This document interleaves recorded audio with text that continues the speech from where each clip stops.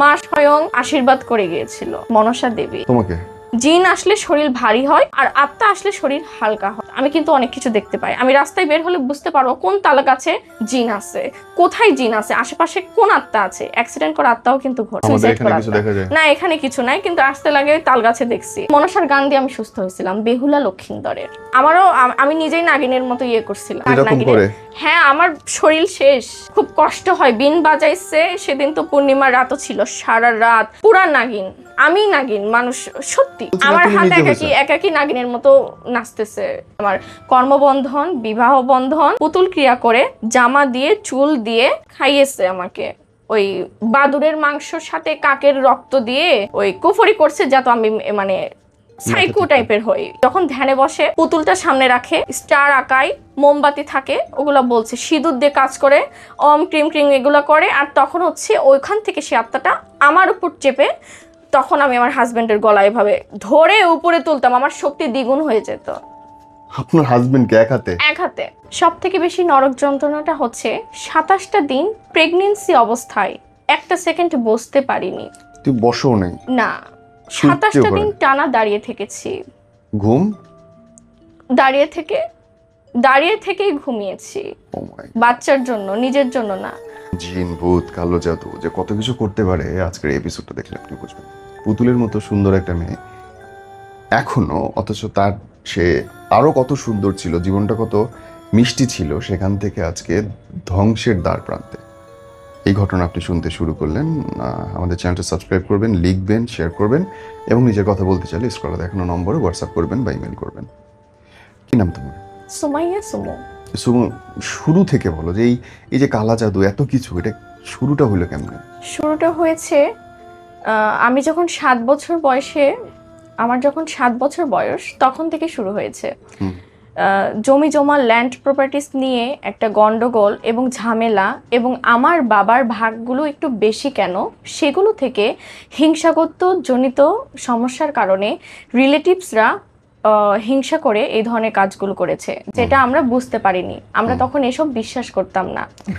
আমার চাচি, বড়াম্মু, 3 চাচি মিলে এবং ভাবি, আমার একটা আপু আছে, তারা সবাই মিলে যত টাকা খরচ করতে হয়, কিন্তু আমাদের শেষ বিনাশ দেখেই ছাড়বে, ধ্বংস করে ছাড়বে। কর্মবন্ধন, বিবাহ বন্ধন, তার পাশাপাশি পুতুল ক্রিয়া করে 101টি, তখন থেকে 101টি ওই সুচ দিয়ে ওই পানিতে বিলে ফেলাই রাখছিল। পুতুলের সুচ দিয়ে? হ্যাঁ, পুতুলের সুচ দিয়ে, আমার নাম দিয়ে, আমার বাবা মার নাম দিয়ে। তাতে ইমপ্যাক্ট কি? এবং কবরে পুঁতে রাখছিল। তাতে ইমপ্যাক্ট কি? তোমার কি হয়েছে তাতে? আমার ক্ষতি হয়েছে, পড়াশোনার ক্ষতি হয়েছে। ছোটবেলা থেকে মানে থাকে না, ডক্টর কোনো ধরনের চিকিৎসা করে, অনুসন্ধান করে কিছুই খুঁজে পায় না, কোনো রোগ খুঁজে পায় না, অথচ আমি অসুস্থ থাকতাম, প্রতিনিয়ত অসুস্থ থাকতাম। তখন মনে করেছে এমনি হয়তোবা, তখন থেকেই অসুস্থতা আমার। শুধু অসুস্থতা না, ওই ফজরের আজান যখন দিত, তখনও মানে খাট থেকে মানে পড়ে যেতাম শুধু, কিন্তু কেউ ফেলাই দিচ্ছে, তখন এটা এত আমার বাবা মার চোখে পড়ে নাই, বুঝে নাই, এমনি হয়তো বা আমি চলে গেছি, পড়ে গেছি। তখন থেকে জিন দিয়ে কাজ করে রেখেছিল, তখন থেকে জিনের কাজ। 2টা জিন দেওয়া ছিল তখন আমার সাথে। তো ছোট মানুষ, কিন্তু 7 বছর বয়স থেকে আমার সাথে জিন। যখন 7 বছর বয়স, তখন থেকে জিন। এতটুকু মানুষ কি, সেই জিন কিন্তু গরম, সেই জিনিসটা যে শরীরে ভর করতো, মাথা প্রচন্ড ব্যথা করতো, আমি বলতাম, কেউ বুঝতে পারতো না। অনেক অসুস্থতা, শুধু না, বমি হতো প্রতিনিয়ত। যে খাবার খাইতাম বমি হয়ে বের হয়ে যেত, স্যালাইন দিয়ে দিয়ে রাখতে হতো। খাইতে পারতাম না, তখনও খাইতে পারতাম না। তখন থেকে ফলের রস টস এগুলো খেয়ে থাকতে হইতো। সবাই বলতো যে অকর্মা, আমার মায়ের দোষ দিত, তার মানে কুসংস্কার আছে না, তার জন্য হয়তো বা এমন হয়েছে, মানে অপয়া এরকম বলতো। আমার মা অপয়া, এই জন্য এই সন্তানটা একটা অভিশপ্ত, এই জন্য অসুস্থ থাকে, একটা কুসংস্কার। ধরা পড়লো প্রথম কখন যে তোমার? প্রথম ধরা পড়েছে তো আমি যখন মাইলস্টোনে পড়ি, তখন থেকে। মাইলস্টোনে যখন পড়ি, তখন ফার্স্ট আমার ম্যাডাম আমাকে বলে, উনি আমার কিছু চালচলন মানে ভাবভঙ্গি দেখে বুঝতে পেরেছিলেন উনি এসবে বিশ্বাসী, যার নাম রাফেজা মেহেদি। জি। উনি আমার ফর্ম টিচার ছিলেন। মানে ম্যাডামটা আমাকে মায়ের মতো ভালোবাসতো, তো আমাকে নিয়ে সে অনেক বোঝার চেষ্টা করেছে সমস্যাটা কি, হাত চালান দিয়ে রেখেছিল। এত ট্যালেন্ট স্টুডেন্ট, আমার 7 দিনে পড়া মুখস্থ হয়ে যায়, একটা বই আমি 7 দিনে মুখস্থ করতে পারবো, কিন্তু পড়তে বসতাম না। এটাকে বলা হয় পড়াশোনা বন্ধ, কর্মবন্ধন, ওয়ার্ক স্টাক, যেটাকে মানে অ্যাস্ট্রোলজাররা বলে ওয়ার্ক স্টাক, আর কবিরাজ তান্ত্রিকেরা বলে কর্মবন্ধন, ছোটবেলা থেকে করা। তো এই জন্য আমি কখনো না বই নিয়ে বসিনি, আমি এমনি পাশ করে এসেছি। পরীক্ষার আগের দিন শুধু পড়তাম, আর অন্তত 7 দিনে একটা বই মুখস্থ করতাম। 7 দিনে সব বই, 13টা 16টা সাবজেক্ট একদিনে মুখস্থ করছি। ও মাই গড। হ্যাঁ, একদিনে, সরি 7 দিনে মুখস্থ করতাম, আর পরীক্ষার আগের দিন পড়ে পরীক্ষা দিতাম। তো ওইটাই ম্যাডাম বলতো, এই মেয়ের এত প্রতিভা, এত ভদ্র একটা মেয়ে, অসম্মান করে না, বাবা মার সাথে ভালো ব্যবহার, সমস্যাটা কি, মেয়ে কেন পড়তে বসে না ক্লাসেও? আমি কোনোদিনও পড়া করে যেতাম না, ম্যাডাম ওখানে 5 মিনিট টাইম দেবে, 5 মিনিটের মধ্যে আমি সব মুখস্থ করে দিয়ে দিব। যদি বলে এই 4টা অধ্যায় আজকে মুখস্থ করো, সাথে সাথে মুখস্থ করে দিব আমি, এরকম। তো তখন ম্যাডাম বলল, নিশ্চয়ই কোনো গরমিল আছে, পড়াশোনা কেন করতে চাইবে না, অথচ ভালো জায়গায় পড়তে আসছে, ভালো জায়গায় পড়তে আসছে, স্বপ্ন দেখে ভালো, কিন্তু পড়তে চায় না, কাজ করতে চায় না, এখনো কিন্তু তাই। মানে আমি এটা হব ওটা হব বলি, কিন্তু কাজের বেলায় গিয়ে আর কাজটা ঠিক মতো হয় না, এটাকে বলা হয় কর্মবন্ধন। এখনো পুরোপুরি আমি ঠিক হই নাই। তো ওই টাইমে পরীক্ষার সময় কি হতো, আমার হাতটা কেউ বন্ধ করে রাখতো, মানে এইভাবে ধরে আসছে, আমি বুঝতে পারি মানে চুম্বক আছে না, টানতেছে, চুম্বক দিয়ে টানতেছে আমার হাত, আমার লেখা কমপ্লিট হয় না, অথচ আমি সব পারবো, আমার লেখা কমপ্লিট হচ্ছে না, লেখেই যাচ্ছে কিন্তু শেষ হচ্ছে না, হাতটা চুম্বক দিয়ে থাকে। আমি মানুষকে বলবো, মানুষ আমাকে বলবে পাগল। মানে মনে হয় কেউ ধরে রাখছে। হ্যাঁ, ধরে রাখছে বলতে টাচ নাই, কিছু নাই, ভারী, Stuck হয়েছে। মানে দুইটা চুম্বক যখন সংঘর্ষণ হয়, যেমন একটা হয় না যে সিচুয়েশনটা ক্রিয়েট হয়, ঠিক তেমনটা, অনেক ভারী। আর আমার হাতের সাথে কারো মানে একটা চুম্বকটা সংঘর্ষণ করতেছে, লিখতে পারতেছি না, হাত ভারী, কলম ভারী, লিখতেই পারতেছি না, হচ্ছেই না। তো এটা আমি যখন বলি, মানুষ অনেকে বলে যে তোমার কি সমস্যা। একটা ম্যাডাম রাগ করে বলছে, মাথার কি সমস্যা, এটা কি ধরনের কথা, আজব ধরনের কথা, কলম কেন হচ্ছে ওই চুম্বকের সাথে আটকাই থাকবে, এগুলো শুনলে মানুষ পাগল বলবে, মানসিক রোগী বলবে, সবাই তো বিশ্বাস করে না। আমার ফর্ম টিচার অনেক ভালোবাসতেন, তো উনি আমাকে নিয়ে গবেষণা করলো কি, আমার নাম দিয়ে, ওনার পরিচিত কবিরাজ বাবা মার নাম দিয়ে দেখলো যে আসলে মেয়েটার সমস্যা কি।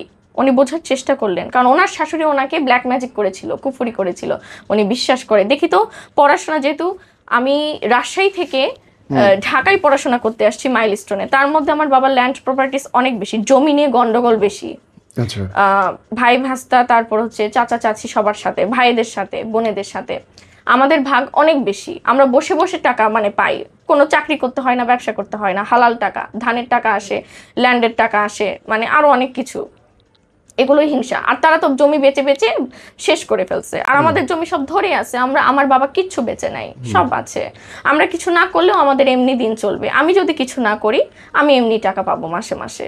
এগুলো থেকে হিংসা করে, প্লাস মাইলস্টোনে কেন পড়বে, মেয়ে মানুষ বিয়ে করবে, আর কেন হচ্ছে ওই বিসিএস ক্যাডার বিয়ের প্রপোজাল আসবে, এগুলো হিংসা। আমাদের মেয়ের বিসিএস ক্যাডারের সাথে বিয়ে হলো না, আমার মেয়ের হলো না, তার মেয়ের কেন হবে, আর্মির অফিসার, তখন থেকে ছোট মেয়ে বিয়ে করতে চায় তারা কখনো ওই ম্যাচিউর মেয়ে না পছন্দ করে না। তাদের কথা ঘরের বউ হবে, বাচ্চা টাইপের মেয়ে, আমরা একটু দেখে শুনে ভালো মেয়ে নিব, ভালো ঘরের মেয়ে, ভদ্র মেয়ে, যে সংসার করবে, বাচ্চা মানুষ করবে, এগুলো। আর যদি বিজনেস করতে হয় করবে, একটা ভালো মেয়ে চাই। এগুলো দেখে হিংসা করে তারা আমার কর্মবন্ধন, বিবাহ বন্ধন, তারপর পুতুল ক্রিয়া করে, জামা দিয়ে, চুল দিয়ে, এবং খাইয়েছে আমাকে ওই বাদুড়ের মাংসর সাথে কাকের রক্ত দিয়ে, ওই কুফরি করছে, যাতে আমি মানে সাইকো টাইপের হই, মানে ভালো জায়গায় যেন বিয়ে না হয়, কোনো স্বামী যেন দেখতে না পারে।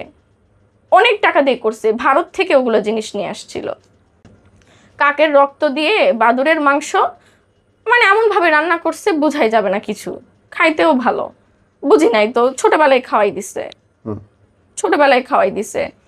তো প্রতিনিয়ত এরকম করছে নাকি, সকল কবিরাজ বলছে ভারতবর্ষের গুরুদেব যে কিনা ফেমাস বাগেশ্বর ধাম বাবা, তারপর ওই যে জয়া কিশোরীরা চেনেন তো, ওরকম টাইপের গুরুদেবের কাছে গিয়েছি। এই তো মাত্র 2 বছর হলো, 2 বছর না 1 বছর হলো মাত্র সবকিছু জানতে পারছি। এত প্রথম জানতে পারলেন কার কাছে গিয়ে? প্রথম জানতে পেরেছি ম্যাডামের পক্ষ থেকে, তোমাকে ব্ল্যাক ম্যাজিক করা আছে, তুমি কিন্তু পড়াশোনা কিন্তু কর্মবন্ধন, তুমি ঠিক মতো পাশ করতে পারবে না, পাশ করলেও ভালো রেজাল্ট গোল্ডেন এ প্লাস এরকম কিন্তু পাবে না।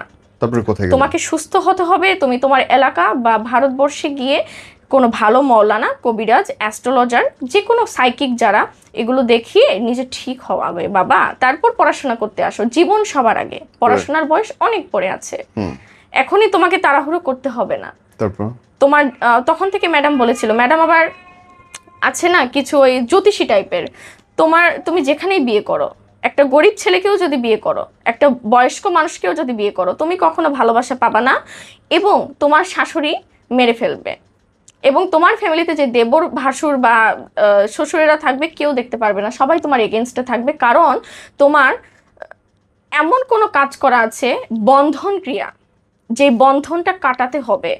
তোমার নামে চাবি তালা দিয়ে পুতুল বানিয়ে বিলে এবং বিভিন্ন জায়গায় ফেলাই রাখা আছে, ওটা যতদিন না পর্যন্ত উঠবে তুমি ঠিক হতে পারবে না। এখন তো নাম পরিবর্তন করেছি, আসল নাম দিয়ে ক্ষতি করা যায়, নকল নাম দিয়ে যায় না। এখন আমার যেটা নকল নাম, আসল নাম তো তারা জানে, যেটা দিয়ে আকিকা করা হয়েছে সেটা দিয়ে ক্ষতি করেছিল।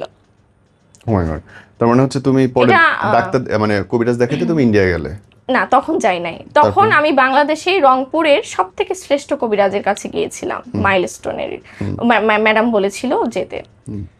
তো ওইখানে যাওয়ার পর সে বলে মানে জিন দেওয়া আছে আপনার সাথে, মানে এমন জিন, আশিক জিন ধরে দিয়েছে, মানুষের কিন্তু এমনি ধরে, সুন্দর দেখলে ধরে, সে আশিক জিন কোথায় থেকে এখন কবিরাজ পাইছে তারা তো জানে, পরি আত্মা নিয়ে থাকে, সেই জিনটা দিয়েছে কোনো ছেলের সাথে যাতে সম্পর্ক না করতে পারি, কোনো বন্ধু বান্ধব বা সমাজের সামাজিকতা যাতে বজায় না রাখতে পারি, একাকিত্বর মাধ্যমে যেন থাকতে পারি, এবং মানুষ যেন দেখে বলে সে একটা মানসিক বিপর্যস্ত বা সমাজে মিশতে পারে না, অহংকারী এবং বেয়াদব যাতে মনে করে, সবার সাথে সম্পর্ক যাতে নষ্ট হয়।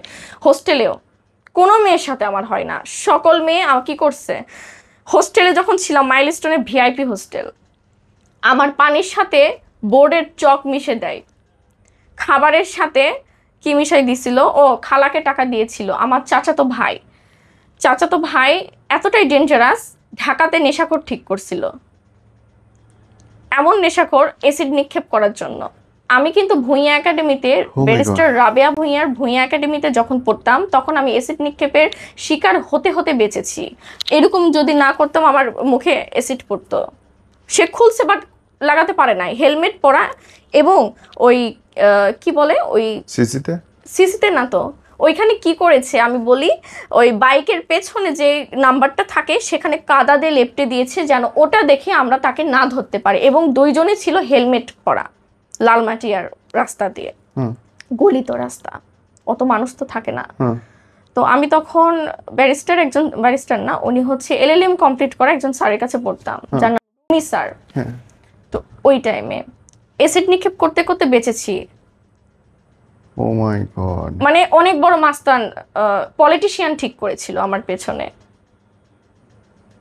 তার সাথে আমার বিয়ে হয় নাই, ফ্যামিলি থেকে এত জমি জমা আছে, কেন বিয়ে দেবে না, সে আমার থেকে কিন্তু বয়সে অনেক বড়, জমির লোভে বিয়ে করতে চেয়েছিল, বিয়ে দেওয়া হয়নি, ইগনোর করেছি। কেন ইগনোর করবে আমার বাবা মা এই রাগে, কারণ আমি পাগল হয়ে গেলে, আমরা মারা গেলে, আমরা 2 ভাই বোন যদি কিছু হয়, আমাদের সব সম্পদ তারা পাবে, চাচাতো ভাই বোনেরা পাবে, আমাদের মার্কেট যে নিজস্ব, আমাদের কিছু করতে হয় না, মানে বসে বসেই টাকা পায় যে বাবা, এগুলোও হিংসা। মানুষ কষ্ট করে তারা এগুলো করতেছে, জমিও বেচে ফেলছে, তাদেরও ভাগের আছে কিন্তু, আর আমাদের বেচতে হচ্ছে না কেন? ভারতে যাওয়ার দরকার পড়লোটা কেন? কারণ বাংলাদেশের সকল কবিরাজ বলে দিয়েছিল আমরা পারবো না, এই মেয়েকে সুস্থ করতে হলে ভারতে যেতে হবে। সব কবিরাজ রাকিরা বলে দিয়েছে যে আমরা পারবো না? হ্যাঁ, রাকি বলেছে, কবিরাজ বলেছে, অ্যাস্ট্রোলজার বলেছে, বলেছে, আরেকজন ফেমাস কি যেন নাম অ্যাস্ট্রোলজার, তার নামও সাইকিক বলেছে, পারবো না, এত কঠিন করা। তো আমি তো নাগিনের আত্মাও দেখছি। হ্যাঁ, ওই যে মনসা আছে না, মনসা তো চেনেন তো, মনসার গান দিয়ে আমি সুস্থ হয়েছিলাম, বেহুলা লক্ষিন্দরের। কি বলে?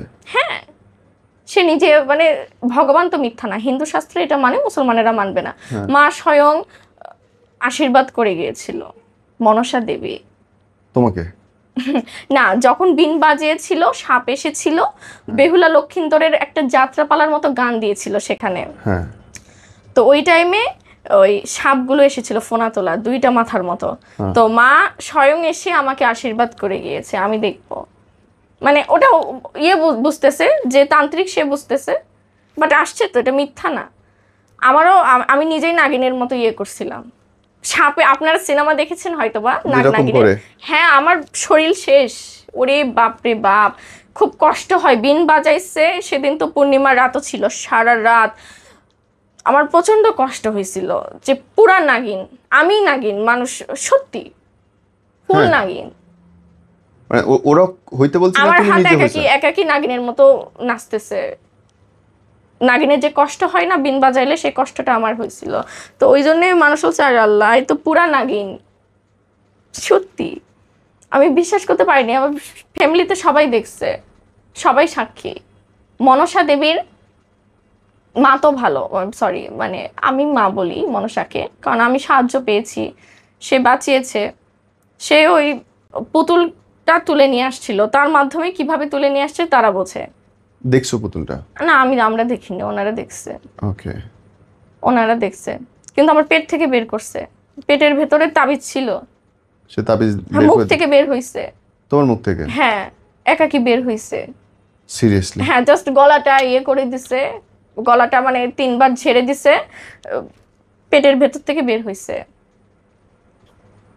হ্যাঁ, তাবিজ বের হইছে, তাবিজ ছিল ভেতরে, ওই শকুনের হাড্ডি ছিল। আমার বড়াম্মুরও এইগুলো করছে। এরা খুব মানে জানেন, আম গাছে জাম ধরাতে পারে। বিশ্বের শ্রেষ্ঠ কবিরাজের বই আছে তাদের কাছে, কামরূপ কামাখ্যা থেকেও সেরা, সব পারে। নাগিন মিথ্যা না, নাগিনের আত্মা আছে। মানুষের আত্মা সুইসাইড করে আত্মা দিয়ে করছিল, আমার পতিতার আত্মা দিয়ে করেছিল। পতিতার আত্মা সত্য, তারা মিলাদ পায় না, তাদের আত্মাকে মানুষ সম্মানের সাথে করে না, তাদের কষ্ট। আমার অপরাধ কি? আমাকে যেই প্রস্টিটিউটের আত্মা দিয়েছিল, সে আত্মা নিজে আমার যখন ভর তুলেছিল, কবিরাজ মৌলানা, ভারতবর্ষেরও কিন্তু, সেও জানে, তখন বলেছিল, ওই আত্মা বলেছিল সে ভালোবেসে একটা ছেলেকে বিশ্বাস করে তার সাথে গিয়েছে, তাকে খারাপ জায়গায় বেচে দিয়েছে। ওই আত্মাটাকে, ওই আত্মার প্রতিশোধ আমি কাউকে ভালো থাকতে দিব না।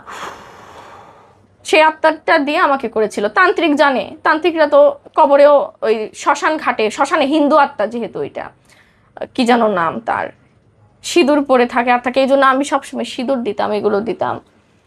তার রাগ, আমিও চাই সবার বয়ফ্রেন্ড স্বামীরা তাদের ওয়াইফকে এই খারাপ কাজে নিয়ে যাক বা খারাপ জায়গায় বেঁচে দিক। সে ছিল, সে খারাপ কাজ করবে না, ভালো ফ্যামিলির মেয়ে, ভালোবেসে সে সেই ছেলেটির হাত ধরে পালিয়ে গিয়েছিল, কিন্তু সেই ছেলেটি তাকে খারাপ জায়গায় দিয়ে দিয়েছে। আর সে সুইসাইড করার কারণে, তার কথা, যারা পতিতা প্রস্টিটিউট, তাদের মিলাদ হয় না, চল্লিশা হয় না, কবর হয় না, শ্মশান ঘাটে চিতাই পোড়ানো হয় না, পানিতে ভাসিয়ে দিয়েছে। আমাদের কি অপরাধ? আমিও তো তোর মতো ভালো ছিলাম, আমার অপরাধ কি? তো এখন বলছে তো তুই কেন এই মেয়ের পিছনে লেগেছিস?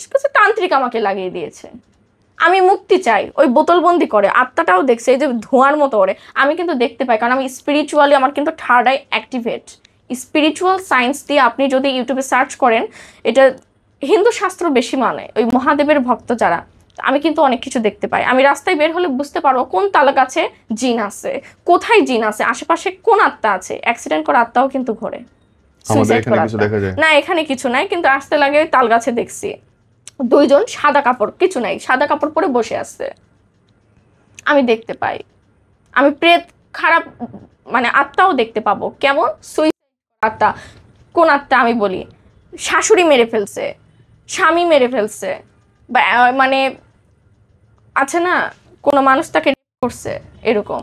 আরেকটা দিয়েছিল, ওই কারের ভেতরে না করছে, সে আত্মা দিয়ে করছিল। আমার কি বলবো, এরা আম গাছে জাম ধরাতে পারে, অনেক সাংঘাতিক, জ্যোতিষবিদের মতো। আমার ভবিষ্যৎবাণী আগেই বলে দিয়েছে আমার বড়াম্মা, এতই শ্রেষ্ঠ। তার ছেলে তো স্মার্ট, ভারতবর্ষের সাথে তার লিঙ্ক, বড় বড় তান্ত্রিকের সাথে তার লিঙ্ক, অনেক লিঙ্ক। তো ওই রেপিস্ট যে প্রেত, ওই জন্য মানে আমার সবসময় বিপদ লেগে থাকতো। এখন আর হয় না, কারণ স্বয়ং গুরুদেব আমাকে দেখছে, যে গুরুদেব উনি আমাকে যে কাজগুলো দিয়েছে, তোমরা মাজার ভক্ত হও, যেহেতু মুসলমান, হিন্দুর কাজ আমি ওভাবে করতে বলবো না, কারণ এটা আমাদের সাজায় না। ওই হজরত নিজামুদ্দিন আউলিয়ার মাজারের যে পানি পড়া, ধূপ জ্বালানো, ওই আগরবাতি দেওয়া, মোমবাতি দেওয়া, এসব কাজ এখনো করতে হয় আমাকে। আমি এখনো পুরোপুরি ঠিক হই নাই। মানুষের ভেতরে নেগেটিভ চিন্তা আসবে আমাকে দেখে, কিরকম? ব্যাড ইন্টেনশন আসবে। সেটা ওই প্রেতই করতো, ওই আত্মাটা। আমাকে যে ভালোবাসবে সে ভালো থাকতে পারবে না, তার মাথার ভেতরে চিন্তা আসবে আমাকে ফেলায়, আমাকে টাকা পয়সা দেবে না, কিছু দেবে না, কিন্তু অন্য মেয়েকে, আমার থেকে যে খারাপ সেই মেয়েকে টাকা পয়সা দেবে, সেই মেয়েকে ভালোবাসবে, সেই মেয়েকে নিয়ে থাকবে। এগুলো করাইতো, প্রেত করাইতো। প্রেত বলতে আত্মা, নবস যেটাকে বলা হয়। সে চায় না, তার স্বামীর ভালোবাসা সে পায় নাই, তার স্বামী তাকে খারাপ জায়গায় করছে, সেও চায় আমিও করব এরকম। আপনাকে ভালো থাকতে দিবে না। ওখান থেকে ওই যে যখন ধ্যানে বসে, পুতুলটা সামনে রাখে, স্টার আঁকায়, মোমবাতি থাকে, ওগুলো বলছে, সিঁদুর দিয়ে কাজ করে, অম ক্রিম ক্রিম এগুলো করে। আর তখন হচ্ছে ওইখান থেকে সে আত্মাটা আমার উপর চেপে, তখন আমি আমার হাজবেন্ডের গলায় এভাবে ধরে উপরে তুলতাম, আমার শক্তি দ্বিগুণ হয়ে যেত। আপনার হাজবেন্ডকে এক হাতে? এক হাতে। এবং আমি শূন্যে ভাসতাম, আমার চুলটা নিয়ে যায় ওই ফ্যানে পেঁচায় রাখতো। একদম শূন্যে ভাসে না, আপনারা সিনেমাতে দেখেছেন যে, সিরিয়াসলি সবাই দেখেছে, বিআরবি হসপিটাল পর্যন্ত সাক্ষী। বিচ্ছু পোকা একা একা গায়ে পড়ে। 27 দিন দাঁড়িয়ে থেকেছি প্রেগনেন্সি অবস্থায়, দাঁড়াই থাকছি। পুতুল ক্রিয়া করা ছিল, পুতুলের উপর সুই ফুরানো ছিল, আমার গোটা শরীর আগুনে জ্বলাচ্ছে কেউ, আর ফুটো করছে, আমি দেখাতে পারতেছি না রক্ত, এতটা কষ্ট। আমি আল্লাহর কাছে বলছি, আল্লাহ একটা কুকুরের পাশে হলেও আমার শোয়ার বসার ব্যবস্থা করে দাও, একটা ডাস্টবিনে হলেও যেন আমি একটু বসতে পারি, আমার সন্তানকে আমি বাঁচাবো। আমি কিন্তু এই যুগের নারী হয়েও ওই আগের যুগের বেহুলাদের মতোই কষ্ট করেছি। সবাই সাক্ষী, আমার ডক্টর সাক্ষী, 4টা ডক্টর বড় বড় বাংলাদেশের, ফারজানা ম্যাম, এনার সবাই সাক্ষী আছে। হসপিটালে পর্যন্ত বসতে পারিনি, আলট্রা পর্যন্ত আমি শুয়ে থাকতে পারবো না, আলট্রা আমাকে এইভাবে করছে, আমি এইভাবে হিলান দিয়ে আছে দেয়ালেও আমার গলা টিপে ধরতেছে। ডাক্তার বিশ্বাস করেছে, হ্যাঁ এগুলো শাশুড়িরা করে, পরিবার থেকে করে, ডেঞ্জারাস ব্ল্যাক ম্যাজিক হয়ে গেছে, কারণ সবাই করছে, আমাকে স্যার পর্যন্ত করছে, একজন ব্যারিস্টার শিক্ষক প্রচন্ড ক্ষতি করছে, সে কাশ্মীর যেয়ে করছে। তার চোখে জল ছিল যখন আমি স্যারকে গিয়ে বলেছিলাম, স্যার মানে আমার হাজবেন্ড গিয়ে বলেছিল, আমার হাজবেন্ড কিন্তু তারই স্টুডেন্ট, তারই চোখের সামনে সে বলছে চন্দ্রমুখী সিনেমার মতো, রাজাকে ছেড়ে সৈন্যর সাথে সম্পর্ক।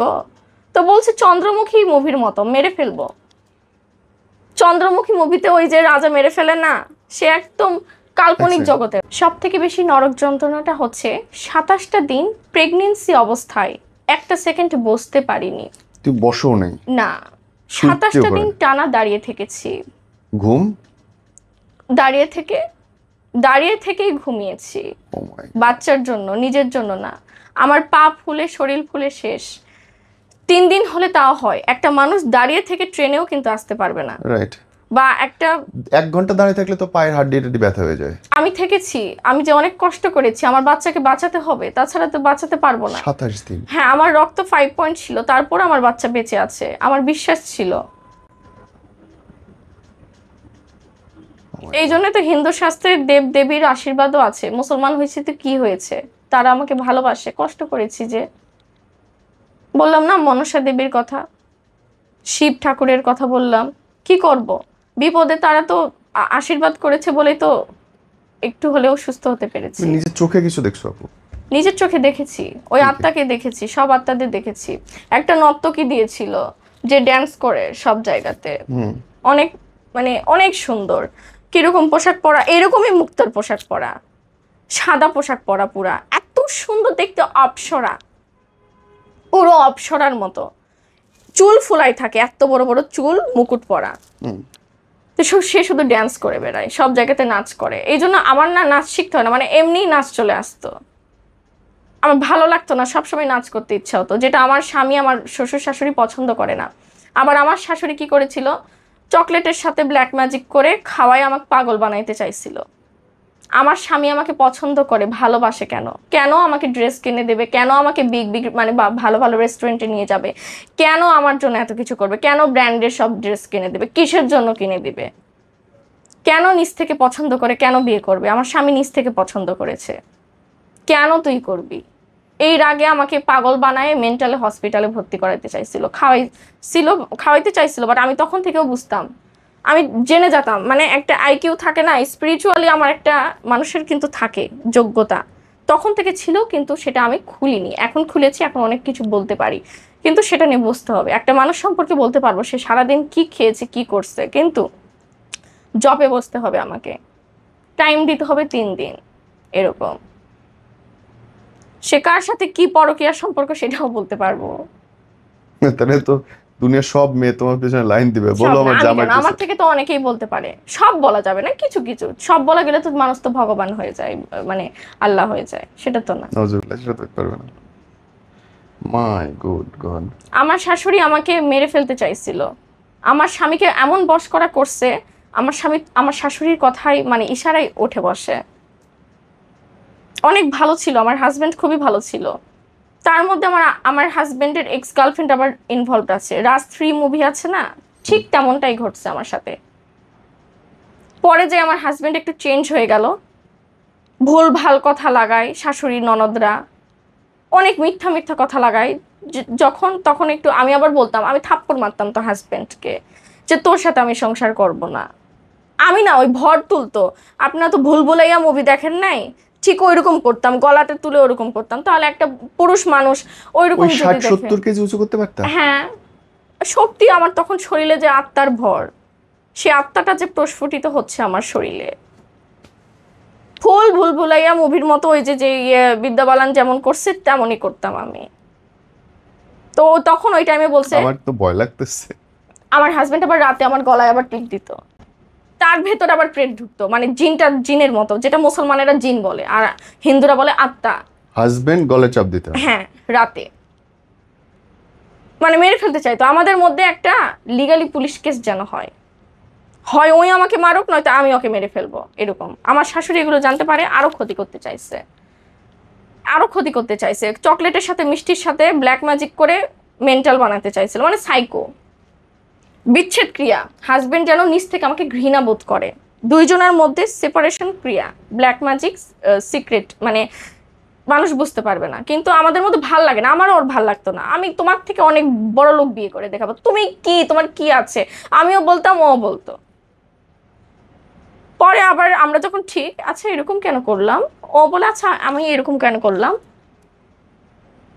আমরা বুঝতে পারতাম না ওই টাইমটা। আমাদেরকে কেউ হিপনোটাইজ টাইপের আমাদেরকে কেউ চালাতো, আমাদের শরীরটা হালকা লাগতো, আবার অনেক সময় ভারী লাগতো। জিন আসলে শরীর ভারী হয়, আর আত্মা আসলে শরীর হালকা হয়। আমি শূন্য, কিছু নেই আমার, আমি আমি কি দেখছি, কি করতেছি, অজ্ঞানের মতো। জ্ঞান ফিরলে আমি এরকম কেন করলাম, এরকম।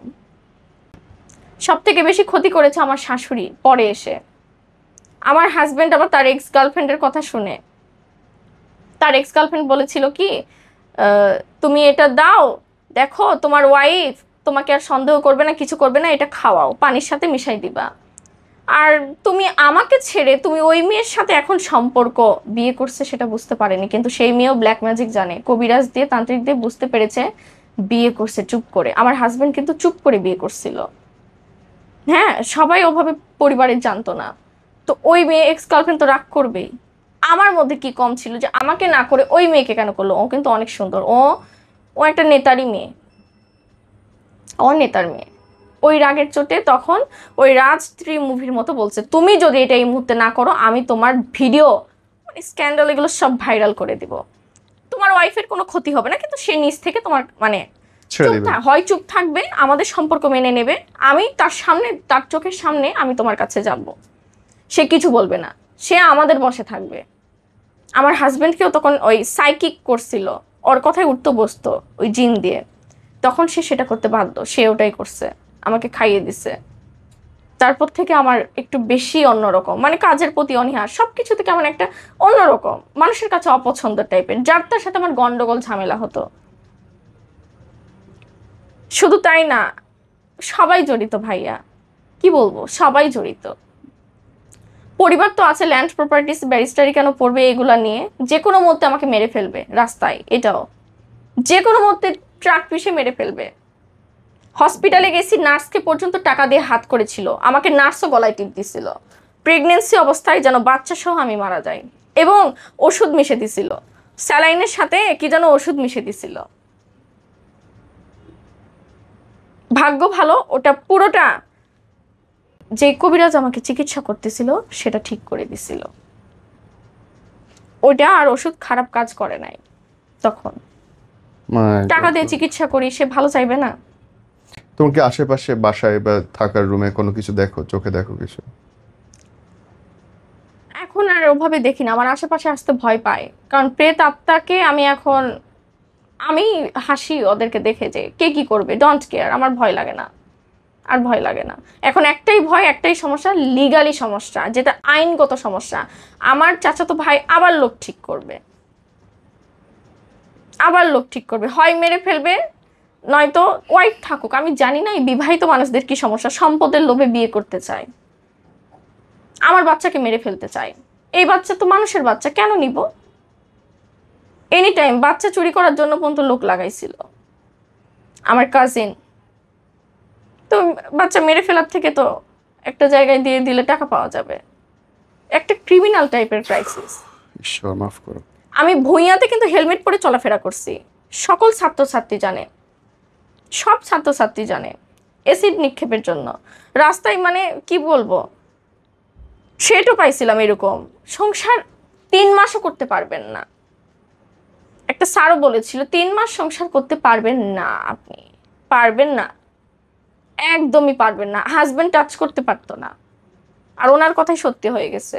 কিরকম? ও টাচ করলে ওর শরীর মানে ঝিটকার মতো, বিজলির মতো মারা যাবে এমন টাইপের।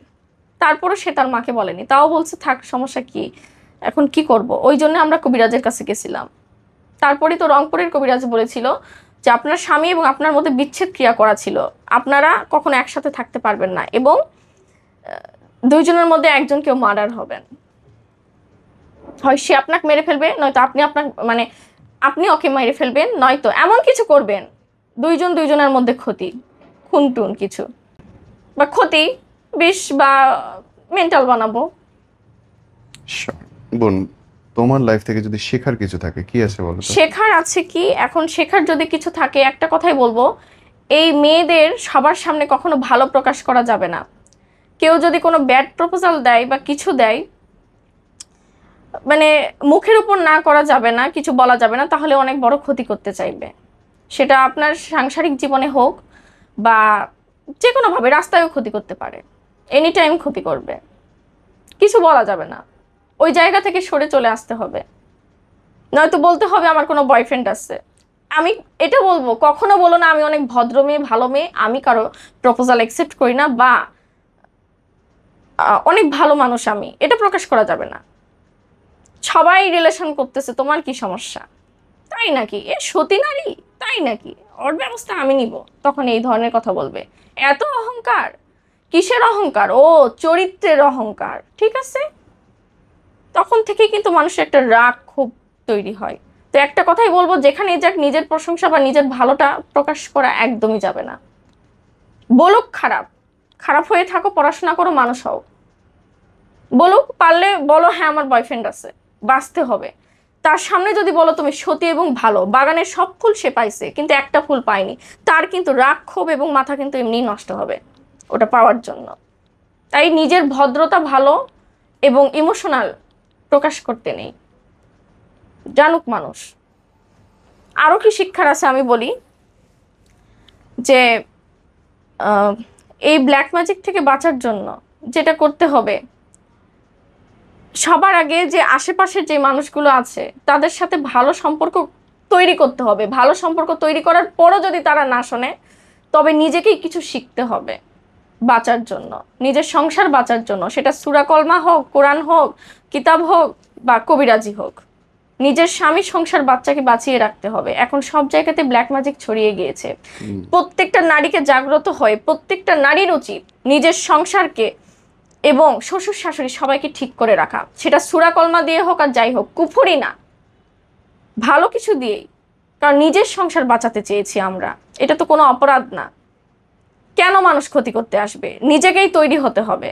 সেটা কেন কবিরাজের কাছে যেতে হবে? কবিরাজেরা টাকা খায়, আরো ক্ষতি করতে পারে। নিজেকে তৈরি হতে হবে। বাংলাদেশে ব্ল্যাক ম্যাজিকটা বেশি হয়ে গিয়েছে। তাই আমি বলবো প্রত্যেকটা নারীর উচিত নিজের ধর্মীয় গ্রন্থের যে কোনো সূরা কলমা দিয়ে হোক বা কবিরাজি বই দিয়ে হোক নিজেকে সুস্থ থাকতে হবে। আছেই তো, কোরআনেও তো অনেক কিছু আছে। প্রথম থেকে যদি এইভাবে চলে তাহলে কেউ করার সুযোগ পাবে না। একটা ছোট বাচ্চাকে তখন থেকে কোরআন শেখাতে হবে। যখন কোরআনের পক্ষে থাকবে সে, তখন অত জিন আশেপাশে আসতে পারবে না, ভয় পাবে। তাই ছোটবেলা থেকে এটা যে ধর্মের, তাকে ধর্ম মেনে সবকিছু ঠিক রাখতে হবে। এটাও একটা শিক্ষা। আমার আজকে যদি আমি আগে থেকে যদি এগুলো পালন করতাম, মানুষ এতটা সুযোগ পেত না। কিসের ভূত প্রেত জিন, যেমন এখন কিন্তু অত সুযোগ পায় না। কি করে? দুধ থেকে একটা সাইকিক করে, ওই যেটাকে বলা হয় হ্যালুসিনেশন। আপনি এখানে বসে আছেন, আপনার নাম দিয়ে, আপনার বাবা মার নাম দিয়ে যদি কেউ জানে, এখন আপনি ভালো ইনকাম করছেন, আমি ওর কর্মটা বন্ধন করব, ওর যাতে ক্লায়েন্ট না আসে, এবং তার হাজবেন্ড ওয়াইফের মধ্যে একটা সেপারেশন করে দেব। সে যতই বড় অ্যাক্টর হোক, যতই বড় যেই হোক, তার সম্পর্ক কিন্তু নষ্ট করা যায় দুই হাজবেন্ড ওয়াইফের মধ্যে। এটার কিন্তু কোনো পুলিশ কেস নেই, লিগালি পুলিশ কেস নেই, পুলিশ কিচ্ছু করবে না, আদালত নেই। কিন্তু দেখেন একটা সংসার নষ্ট হয়ে যাচ্ছে, বাচ্চা এতিম হয়ে যাচ্ছে। এই ব্ল্যাক ম্যাজিকটা কি জরুরি না কিছু শেখা বা জানা, নিজের স্বামী ঠিক করে রাখা? যদিও আমি ব্যক্তিগতভাবে এগুলো কোনো কিছু বিশ্বাস করি না, এবং বিশ্বাস, জিনও বিশ্বাস করেন না? ওইটুকু মানে যে আল্লাহ বলছেন আছে আছে, কিন্তু ওরা ক্ষতি করতে পারে, আমি এটা বিশ্বাস করি না। ব্ল্যাক ম্যাজিকও না। এই যে যেমন এত ওই সময় টিভিতেই দিচ্ছে পুতুল ক্রিয়া করা, এগুলো সুই ফোরে রাখছে, আপনি চোখের সামনে দেখেন না? আমি হচ্ছে যে ঠাকুরমার ঝুলি শুনে যেরকম মজা পাই, ভূতের গল্প শুনে সেরকম মজা পাই। কারণ চোখের সামনে দেখেন নাই না? আমি হয়তো লাখখানেক কারি চিনি, বাংলাদেশের অধিকাংশ হুজুর চিনি, কবিরাজ চিনি। আমি সবাইকে 300 টাকার স্ট্যাম্পে লিখে দিছিলাম, আমার ক্ষতি করতে পারলে আমি টাকা দিব। সব থেকে একটা কথা বলি, আচ্ছা মানুষ যদি কোনো প্রপোজাল অ্যাকসেপ্ট না করে, তবে কেন মানুষের ক্ষতি করতে হবে? সেটা রাস্তায় হোক, যেখানেই হোক, বা স্বামীর সাথে কেন সম্পর্ক নষ্ট করতে হবে? স্বামীকে কেন মেরে ফেলতে হবে? এটা আমার প্রশ্ন। এটা কি করা যেতে পারে?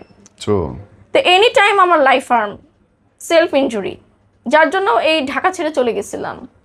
তো মানুষের জন্য আমাকে লুকিয়ে থাকতে হবে? আমার তো মুখ খোলা উচিত, আমি নাম বলবো না, কারণ আমি এখনো স্টাবলিশড হই নাই। আমি এখন বললে সমস্যা আছে। বোন, আমি শুনলাম এবং আমি দোয়া করি আল্লাহ তোমার সমস্ত বিপদ দূর করে দিক। সুস্থ থাকো ইনশাআল্লাহ। Thank you.